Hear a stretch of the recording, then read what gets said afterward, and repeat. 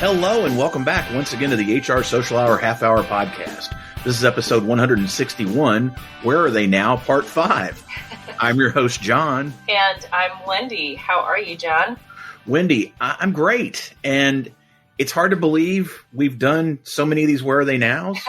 It has been so much fun. Yes. Listeners may recall we typically have put these out at the first of the quarter. Now, of course, last quarter was right at the start of January. That was our epic episode 150 with our pal Lori Rudiman. So it wasn't necessarily a traditional Where Are They Now? We're Right. back with the Where Are They Now? But it's early. If people are paying attention. We know we have some diehard listeners that are probably looking, going, what in the world? Yeah. We have something really exciting for the month of April that we are doing. Wendy and I have talked to you as the listeners and have really impressed upon how excited we are that our fan base and listenership has changed and really grown into this global thing over the last many years. I talked to Wendy and I said, I have this idea. I don't know. I think it sounds like fun. She agreed. April is going to be the British invasion of the HR Social Hour Half Hour Podcast. I love it. I am so excited. Our international listeners are awesome, and being able to have that connection with those in Great Britain, in England, I think it's fun, and just it's kind of nice to have that focus for a little bit. And I think it helps us too. The thing I will say, and I wanted to, part of the reason we're doing this in the open of the Where Are They Now is that I wanted to have people to be aware of what's coming. And we're going to be talking a lot about it because, again, we're really excited that, as we've talked about in previous episodes, we've been looking to do things differently to keep this thing moving in a way that we want to do it and enjoy doing it. And I feel like these foci, whatever it is, we're really excited about. And we would strongly encourage you to listen because we also recognize that we are starting to talk to more people that you may not know. Those that subscribe or follow now, as they say, those of you may not know these folks. We strongly encourage you to check out these episodes because these are people doing really interesting things. They're just doing them on the other side of the planet. Well, and there's a lot that we can learn. And, yes, it's fun to listen to people we know. It's fun to listen to our friends. But how much more fun is it to make new friends? And that's what we're here to do. We want to make those connections and help you meet new, cool people. So definitely be sure to carve out time to listen to the British invasion with us. Those are going to be starting next week. And so I've tried to prepare you. It is not an April Fool's. It is legitimately April being the British invasion of HR Social Hour. So again, we're really excited about that. However, for today's episode, really excited in that we've got two of our pals back, Josh Rock and Keith Enochs. Yes. So excited to be able to chat with them. It's been a while for Keith. 2020 was crazy for both of them. And so we're glad that they were able to join us. And I don't think we quite planned to have two people on from the same industry, but kind of cool that it's a great thing that we found out in the midst of the conversation. Yeah. So you're going to hear from Josh, and then you're going to hear from Keith, and then we'll come back and wrap it up once we've talked to them. Without further ado, here's Josh. And we are so pumped to welcome Josh Rock back to the show. So, Josh, what's in your glass tonight? Crown and diet with a lime. Nice. It's been a while since we've had anything other than water. Well, I'm normally a Mountain Dew guy, but I've been on this 6-week challenge trying to be a better me in 21. I've gone to diet just to reduce the amount of sugar. Now I'm also reducing my overall consumption, so I'm trying. Nice. Just so we're clear, it's not Crown with Diet Mountain Dew. No. It's okay. I'm just making sure. No. Like that would be a little.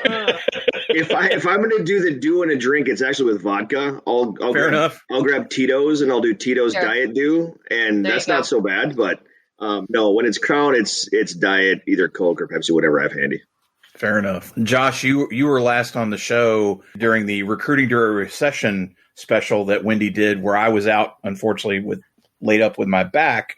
That was back in October. Yep. So what have you been up to since then? Oh, where should we start, Jon?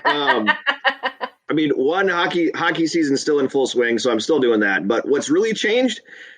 I changed jobs. Wow. I left the healthcare HR recruitment arena. Sorry, Wendy. We're no longer competitors. That's all right. And I became the talent acquisition manager for Nuss Truck and Equipment here in Minnesota, where I'll be taking my talents from healthcare hiring to transportation. Wow. So that's a big one. That's a big one. Yeah.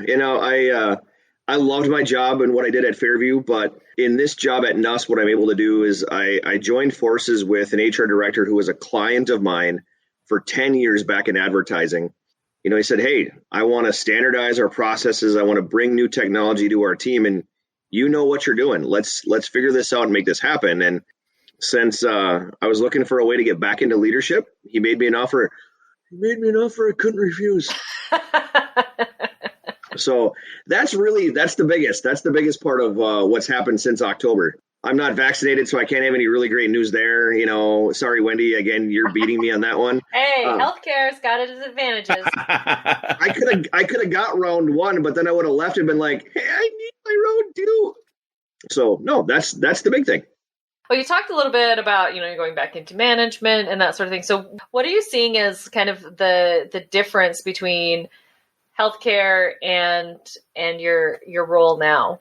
Probably the biggest is the pace of which I have to work. When I left my old organization, when I left mHealth Fairview, we were running at a clip of about 1,700 openings perpetually. We were hiring 200 people a week. My new employer, here's their lovely stat for 2020. They hired 45 people. Wow. So you want to talk? If we're gonna stay in the transportation, descriptions here, I've downshifted pretty heavily here. Nice. I'm like, 45. That's like a slow week in healthcare. Yeah. That's like maybe cutting my team in 3 back at my old place, but no, I mean, it's different. And, now what I get to do is I get to standardize processes. Like I said, inject some new technology to, reframe how they engage candidates and look for better quality hires versus rapid hires. Granted, we always look for quality, in those volumes we're doing at Fairview. But, in transportation, guys will leave for an extra quarter an hour. What I need to do is I need to get ahead of it and look at the talent a little bit differently. 1, so we don't run into that problem anymore. But then 2, so we build teams that are better tomorrow than they were today. And Josh, are the majority of people you're hiring, are these drivers, CDL?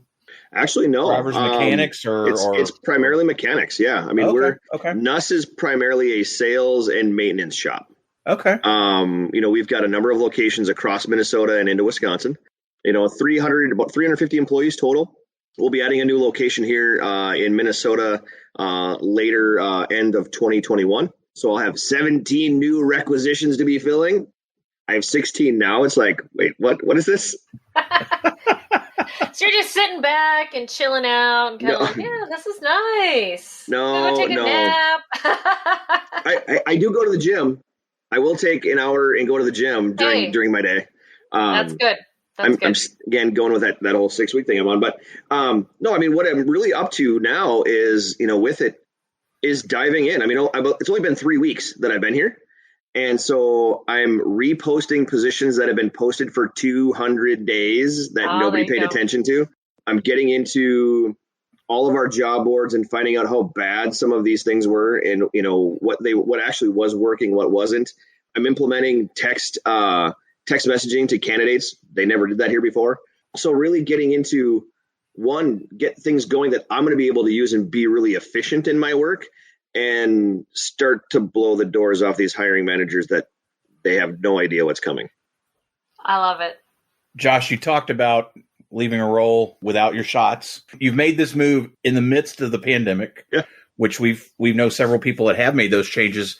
Not only, though, did you switch jobs, you switched industries, the whole 9 yards. Yeah. So what's it been like this bit of time that you've been there to learn a new business, the people, everything that's going on with this cloud of, pardon the pun, but, COVID hanging over it? You mean that cloud of we all have to deal with? Yeah, it's just one of those things where, when I came in, it was learning kind of what their current state was, what current needs were, cultures or micro cultures of different locations, and not actually having to really put much behind COVID.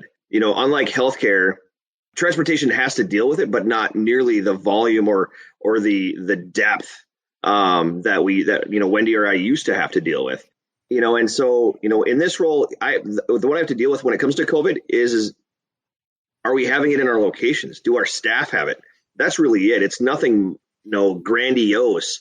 I think we've had, in the 3 weeks that I've been here, we've had one person come COVID positive, and I'll take it. And overall, in the last 18 months, I should say 12 months, we've had, I think, 45 total people in this organization either, get it or have to be quarantined because of it. The nice thing in my role, I have two partners in HR. One is doing primarily employee relations and benefits, and then we have the director, and they're kind of stemming that stuff. So I don't have to be bogged down by that. I can really focus on candidate engagement, employment branding, the things that really fit into my wheelhouse and are going to accentuate the tripod that we have in HR. I love that. I love that you get to do what you want to do and focus on your strengths. So I think that's very cool. Josh, if you've been listening to the show, you know that we have outsourced some of our work. And so we have Sharon Green, who has asked our latest question. What do you see as the biggest people challenge in your business? For me, what I see the biggest people challenge is that I think I told somebody the other day, there's no loyalty among thieves. And what I mean by that is that it's super competitive. Guys will leave for $1 an hour, 50 cents an hour. They'll follow their friends. Somebody may offer a different PTO program. Guys will bounce pretty regularly. And I say guys, just because predominantly, unlike healthcare, it is predominantly male. And so it's just been an adjustment. It's just knowing that what the tendencies are and trying to find a way to flip the script and engage differently so that way they do stay around. So I think that's been kind of the big, kind of piece for me to work through. I like that you're trying to get proactive. I've known people that have worked in the transportation industry, and it is so reactive. Talent acquisition has been reactive for a long time. So I love that you're getting out in front of that for sure. In this organization, even only being here this long, I found out early on that they were completely reactive. Oh, I've got this need and this client's going on, and we need to get this many people going tomorrow because this contract may come through. Nope, we're going to think ahead. How many are we going to need? Where's the talent going to come from? Oh, I just talked to this candidate today, and while he'll work at this one location, we're going to open up this brand new location in 9 months. Let's hire him now, get him trained up, so that way the service is where we want it to when we open up that new location. It's just a different way of thinking. And my director's on board. He knows exactly how I work with this stuff. And he's preaching, to the choir right with me. So it's kind of fun. Love it. And you face the challenge of not only somebody leaving as a group, but let's face it, being in construction and we hire our share of mechanics and folks working on heavy equipment. It's harder to find people that are qualified to do the work. Yeah. And do you try to get them out of trade school and ramp them up yourself? And then what's the long term? Can you become the lead shop person, or is there management growth and all those kind of things that I think we all know people may not ask most eloquent ways, but they certainly want to know those things. Yeah. I talked with a guy earlier today about, where does he want to go? He didn't even apply. I totally sourced him out and, reached out, had a conversation with him. He told me that he applied 3 years ago to this organization. I said, well, great. Let's talk again. Let's figure out where your world is. What do you want to do? What's different now than it was then? Where do you want to go with your career? And some guys are completely and only want to be wrench turners. Some guys want to, get in, understand the business, and then move into a foreman role or an advisor role where they get to work directly with the customers. So great. Let's figure that out. So it's kind of fun to be able to have those conversations, not have the jaded corporate side of me yet, and paint puppies and rainbows to them. So that way they want to come join me. Let's get away from work challenges and let's talk rink challenges. Yeah. What has been going on, HR puckheads or with your boys teams? Like what has it been like to continue to play and watch and do all these things during the pandemic? Okay. I'm going to mention pandemic in one piece, and I'm shifting gears from that topic completely. Fair enough. So tonight, this weekend, I had 2 people in one of my teams test positive. And so before we started the podcast, that was part of my night so far, was dealing with the ramifications of the Minnesota Department of Health, these 2 exposures, and our teams. As a coordinator running 3 hockey teams outside of my boys and their games, it's a pain in the butt. But we're almost done. The season's almost over, and then people will get more vaccinations, and some may or some may not, whatever you want to play on that. But then the season will be over. We'll wait. We'll get into summer. Some kids will play, but then next fall, when the season kicks up again, hopefully it's much smoother and easier than it was this year. To how is hockey going in general? It's fantastic to be back out on the ice. We had a stoppage in December to January due to COVID. The state of Minnesota shut us down. Killed my boys. My oldest son, he'll be turning 12 here next week. He went from having a 35 game schedule to a 10 game schedule. It completely devastated him, but he's so excited to be back on the rink. This year he leads the team in scoring. He's got 21 goals and 7 assists in 13 games. Super just motivated this season to get out there and prove himself and have a good time. We got 1 more regular season game, and then we're off to district playoffs. For those that are listening that have watched the Mighty Ducks, he happens to be in District 5. So we actually have a wager that if he wins the D5 championship, I'm going to go out and there's a company out online that has a D5 Mighty Ducks banner. So I will be buying it for his room if his team wins. So we're just having a blast with it. My youngest son is about 2 weeks away from wrapping up his season. He's more of kind of the recreational skater. He's just having fun. We're enjoying the season. College hockey is in full swing. For those that are interested in that, my UMD Bulldogs are ranked 9th in the nation right now. They head into their conference play this weekend against Western Michigan. Hopefully they can win that tournament and head into the NCAA regionals with a chance at another title. We are the back-to-back, almost back national champions since last year's season was vacated. We're the 3-year defending national champions. That's the way to put it. 3-year defending. There you go. The NHL is in full swing. Some arenas are actually having fans back. So all in all, hockey is really, really good right now. You are our hockey correspondent, so we really appreciate that. Hey, you know what? This just in, ESPN signed a new contract with the NHL for the next 7 years. Saw that, yeah. So NHL Tonight should be back. Maybe Gary Thorne, Bill Clement. We'll see what happens. Oh my gosh. I love it. I love it. I love it. Josh, it is now time for the best part of the Where Are They Now? And that is our Where Are They Now question connection. What has been the best thing to happen to you from taking part in the HR Social Hour? You know what? Actually, it's the random posts or on LinkedIn or Twitter saying, "Hey, I heard your podcast. You're funny." And I'm like, obviously you need to get out more. No, it's fun. I enjoy doing these. I actually just did a global HR conference with Hacking HR. I did a panel interview with them on Tuesday, and I just love getting out and talking, the HR industry, improving or giving some tidbits of information to those professionals that want to improve what they're doing, whether they're listening to this or they reach out to me on LinkedIn or Twitter with a question.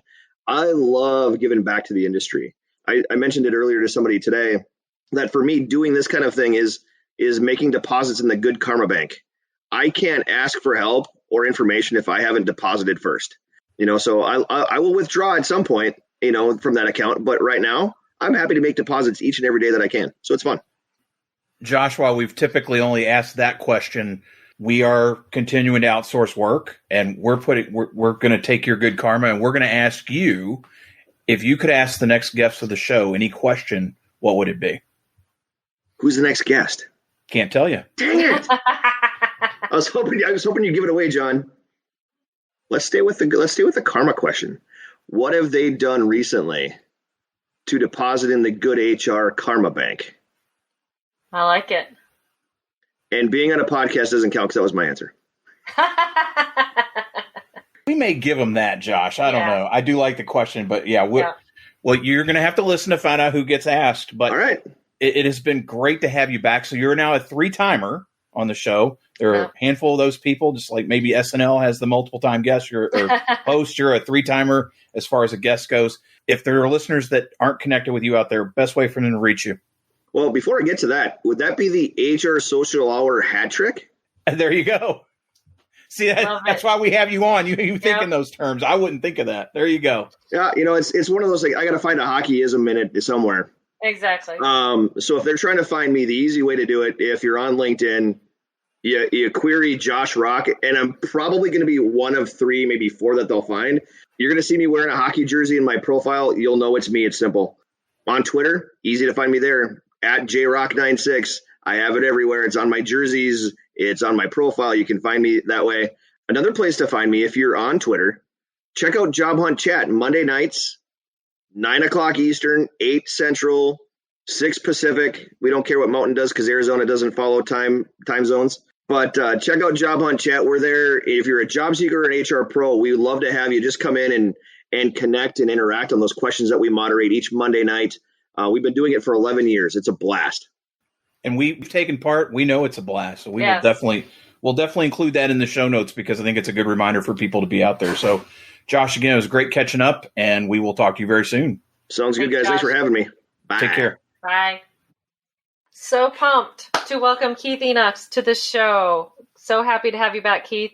Our first question is still, what is in your glass? I think you guys know me well enough. You can probably figure that out on your own. I am drinking whiskey, always. I was going to say, what brand? I guess that's the question. Yeah, exactly. That's a better question. It's called Uncle Nearest. I don't know. Have either of you heard about this, John? No. It seems like a story that would actually kind of interest you. It's Nearest Green was actually the person who taught Jack Daniels how to distill. Yes. Yeah, exactly. So he was by all accounts, the first black master distiller in the country. So this brand is sort of in honor of him, and it's all women-owned, all black-owned company. And so, and they just happen to make some pretty awesome whiskey. So, nice. So yeah, that's what I'm drinking tonight. All right, I'm going to have to look for that. It is good stuff. Now, Uncle Nearest, 1884, small batch whiskey. I heard a podcast where they talked about that. They told that whole story, but I don't recall. Where is that distillery based? It's in Tennessee, actually. They are in Tennessee. Okay. I think, if I'm not mistaken, I think it's on the land of the farm that I'd have to double check. I did listen to that podcast as well. It's was it brought to you by, or I forget what it it's was either called. brought to you by or Sportful, one of the two. No, I am going to check it out because I have started making honey whiskey and honey bourbon for my ice cream. So, a honey. I'm intrigued. Honey bourbon vanilla ice cream, honey whiskey vanilla ice cream is a top favorite here. So, Keith, every time we record, I learn something new. So not just about our guests, but I'm finding out new stuff about Wendy all the time too. Apparently, absolutely. It is incredibly hard to believe, Keith. You first appeared on episode 15, which was May of 2018. I saw that in the notes that you sent me. I started doing the math. I'm like, holy cow, that's a long time. It is. So what are you up to now?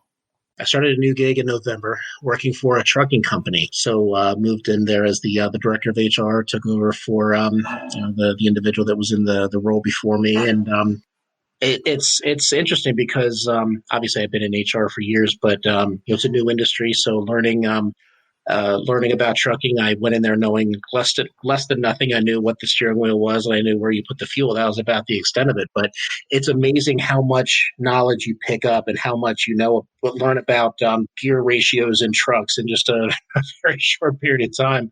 So that's what I'm doing now, and it's awesome. This is our transportation episode, apparently, which is great. So, Keith, you were laid off not long after the pandemic started. Took up TikTok and a few other fun things like that. So what all did you do to keep your sanity during that time when, we were all shut down? That's a good question. I'm not entirely sure I did. I came out the other side, but it was a very weird feeling not getting up and going to work in the morning. I've had a job of some kind since I was 14 years old, and so to not actually have a job, it was weird. It sort of shakes at your foundation. I've never actually had experienced that before. But yeah, I immersed myself in projects around the house, being home did a bunch of house projects that I didn't really have time to do while I was working. So that was nice. And also, we have 2 young kids, and they were off school at the time as well. So being able to be home with them and be able to really enjoy them and kind of immerse myself in them as well was really kind of a blessing, despite obviously the obvious drawback of not having a job and all that.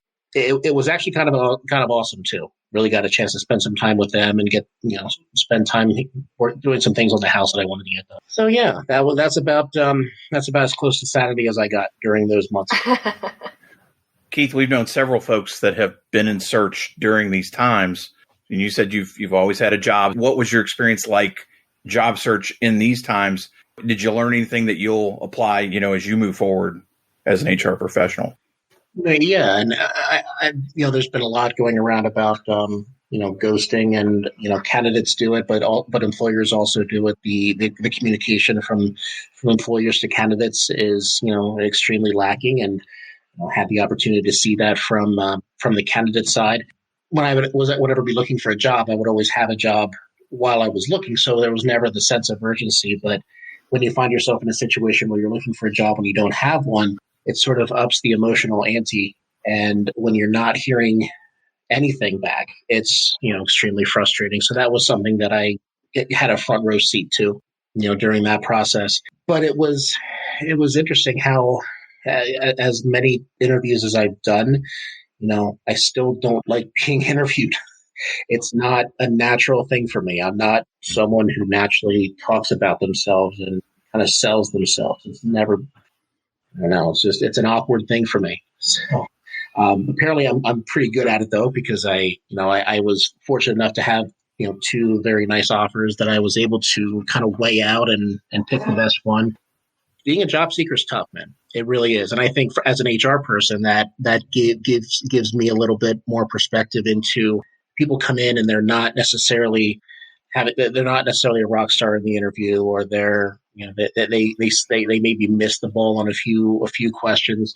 Trying to probe a little deeper and really look for the potential there, and not resist the urge to make inferences too quickly or too early. I think that's something that I took from that process, and tried to apply that when I'm now talking to people that we want to bring into our organization. We talked about being in search during the pandemic. Now you start this new job, and it's well into everything going on in the world. What was it like to learn a new business, try to meet all the people and the players, and get your arms around everything going on in the midst of COVID? It was interesting because you try to you get very comfortable doing electronic meetings and Zoom meetings, trying to avoid having too many people in close proximity, which is tough when, again, you come into a company, like you said, you don't know anything. You're trying to learn. You're trying to learn the people. You're trying to learn the culture. You're trying to learn processes. It really throws a wrinkle into the mix. But I think it's one of those where communication is always critically important, and I think it puts a spotlight on it when you're in a situation like this, where you have to maybe augment your practices a little bit. You have to maybe over communicate, and certainly not taking anything for granted. We've shared, we are outsourcing some of our work to try and find questions now. So Sharon Green asks, what do you see as the biggest people challenge in your business? I think it's the same as in pretty much any business I've been in, that everybody's different. You have to learn people, and you have to learn their motivation before you can really get, even hope to try to get the best out of them and appeal to their inner nature. I've never found that I've had success if you go in and try to impose your will and be like, this is the way we're going to do things. That never works out. So I think that the biggest thing is to really allow the people to teach you at first, be very inquisitive, be very willing to listen and learn and take it all in. And then from there, you can start making some decisions on what's going well, what's not going well, what do you like, what do you not like. But I think that's pretty universal. I don't think it's unique specifically to our company. I think if I were to say, with being a trucking company, we have employees that they're out on the road, so you see them your drivers for maybe 10 minutes a day, and then they're on the road. So engagement is tough. But I think that's pretty universal. I don't think it's unique specifically to our company. I think if I were to say, with being a trucking company, we have employees that are out on the road, so you see your drivers for maybe 10 minutes a day, and then they're on the road. So engagement is tough. You don't get a chance to spend all day, every day with them and sort of develop that bond that comes from working alongside each other. So that's challenging. It's not impossible, but it is challenging. It's something we spent a lot of time on here in the last few months, trying to really find ways to keep them engaged. And not only are they remote just by their very nature, but it's also COVID. And so, again, you're limited in the kind of things you can do. So you have to get creative. Even just a simple touch base every so often with your folks. How are you making out? What are you dealing with? What can I take off your plate, or what roadblock can I remove for you to help you do your job better? That's kind of an analogy that I've always sort of used when either when I'm talking to employees or when I'm talking to managers and trying to coach them on being a manager. Is one of the biggest things that we can do to help our employees is remove roadblocks. And if we can do that, if we can set your employees up for success, then you're doing your job right. Keith, Wendy mentioned this is like transportation. Where are they now? We talked to Josh Rock, and he's working in the trucking space as well. Mm-hmm. He talked really more about mechanics, and we were kind of talking about that piece. Sounds like so you have drivers, people doing truck work. I got to ask. You talked about learning how to shift gears and such. You do ride-alongs? Like, how is that how you start to build some engagement there and get to know some of these folks? We have done that. Yeah, we again, it's you need to be careful how much of that you do, because obviously there's some every person has a different level of comfort with being in proximity with people for any length of time. But whether it's riding along with a driver during their during one of their routes, or walking through the shop and understanding how the mechanics are, what does their day look like? What are the challenges they deal with trying to organize their day and trying to serve the drivers? And what challenges do the staff have trying to keep all of that running and operating at a smooth level? And it's no easy task. And I'm amazed at how fast paced transportation is. It is unbelievable. So I'm learning a lot, and it is again, it's incredible how much you pick up in such a short period of time and sort of acclimate very quickly by necessity. Really, you either you catch up or you get rolled over. Right. There's no two ways about it. Oh, that is a wonderful metaphor. I like, catch up or get rolled over. Literally and metaphorically. In my case. Exactly. Well, Keith, it is now time for the "Where Are They Now?" question connection. What has been the best thing to happen to you from taking part in the HR Social Hour? Again, I kind of referenced before that I'm not someone who does a great job talking about myself, and also I'm not necessarily someone who does a great job of maintaining connections with people that I don't see all the time. I'll be the first to admit that there are times when I let way too much time go between talking with people that I care about, and you guys are a prime example of that. And so I think one of the things that I really have benefited from and enjoyed is having those check-ins and those touch bases, and being able to sort of, even just listening to the podcast for the other people that the other friends in our circle. It's been a nice way to just sort of just that little taste of this is someone who I haven't seen in a while, and I get to catch up and find out what they're up to. And that's been really, really kind of great for me. I need to be better in that area, but that's why I miss the events that we can't get to now with being in COVID and being in lockdown. Knock on wood, things are hopefully getting into a better place, and we'll be able to do more things in person soon. As Wendy mentioned, we are starting to ask people for their insights and what they want to learn from others. And so we're adding that to the "Where Are They Now?" folks as well. You could ask the next guest of the show any question. What would it be? I think one of the ways that you grow as a professional is getting sort of stopped dead in your tracks and have something come up that you're not necessarily prepared for. So I guess the question that I would have is, what's something that's happened in the past year that completely caught you off guard and you were not prepared for, and it just sort of left you without an answer? Something that was so out of left field that you weren't prepared for it and you didn't really know how to handle. I'm glad we don't have to answer the questions. Yeah. I'm glad I don't either. That's why I give it to the next person. We will certainly have that in the mix, and it's been great to be able to catch up for even just for a bit and hear what's going on. I'm glad that the new job is well, and don't hesitate to reach out If you ever want to talk, and particularly if you're drinking all this high-end fancy whiskey, man, and got these great stories behind them. Seriously. Some Zoom tasting sessions. There you go. I think there's something there. I think we might need to pilot that. What do you think? I like it.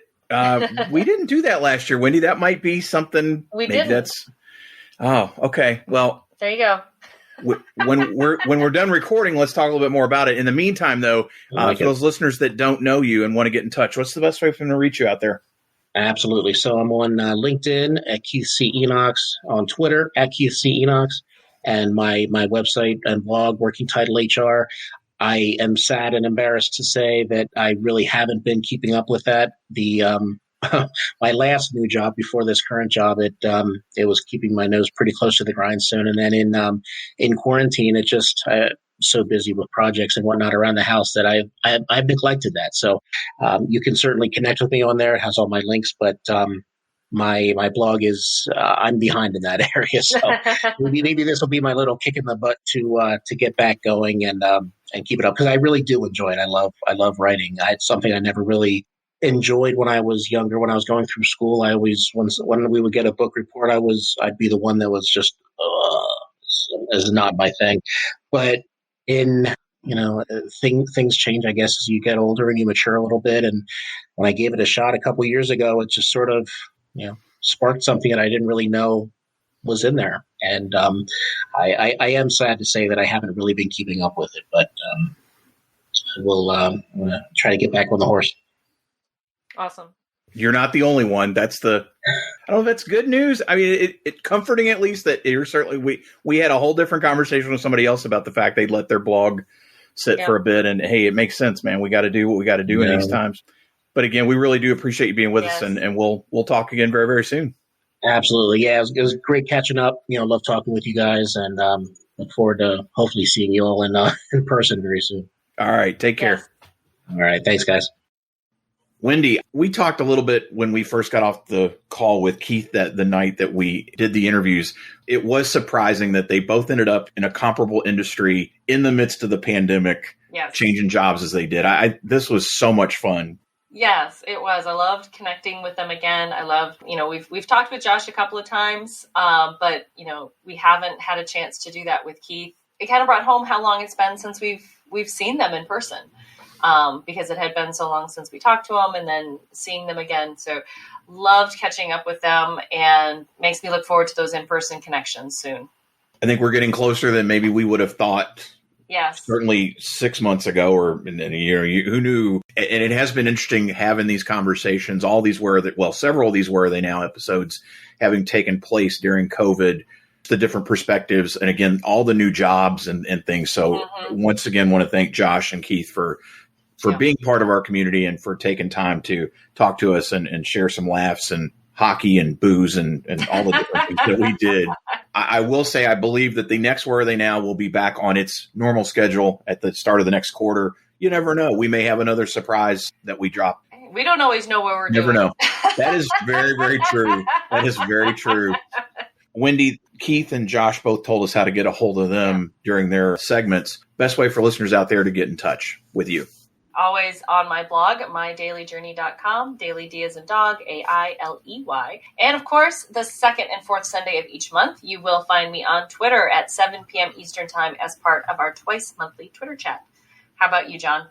JohnThurman.com for all things Jon Thurman, and for the show, hrsocialhourpodcast.podbean.com. As I mentioned earlier, the new thing now is follows. They're not talking about subscribing anymore. So follow us on all the whatever platform you use. You don't have to use all the platforms. Don't be like me and use multiple. Just pick one and use it. But follow us there. That way you'll get the entire month of British Invasion episodes and all the episodes going forward. And you can always listen to the back catalog as well. International listeners, you've heard that we're going to have a bunch of international guests, and we would love you to be part of that down the road. We're looking at maybe doing something comparable elsewhere. We may just throw a dart at the map, and you never know what may be next. So that might be fun. Let's get in touch, contact us and let us know that you're out there. Wendy, thanks again for agreeing to, first off, do this British thing and see where that goes. But as always, for being part of Where Are They Now and going forward. For the HR Social Hour Half Hour podcast, I'm John. And I'm Wendy. And as always, be sure to connect, give back, and network. Take care, everybody. We'll see you soon.